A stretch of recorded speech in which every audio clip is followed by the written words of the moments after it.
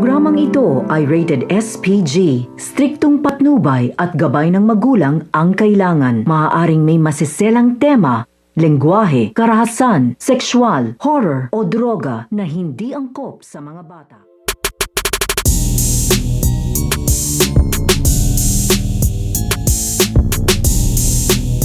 Ang sasapitin nito nga ni Samuel dito nga sa kamay nito nga si Carlo Dalisay, dahil nagpapatuloy nga dito ang pakikipaglaban nito nga ni Samuel dito nga kay Carlo Dalisay at ang kanyang paghabol ay dito na nga niya ikakagulat ang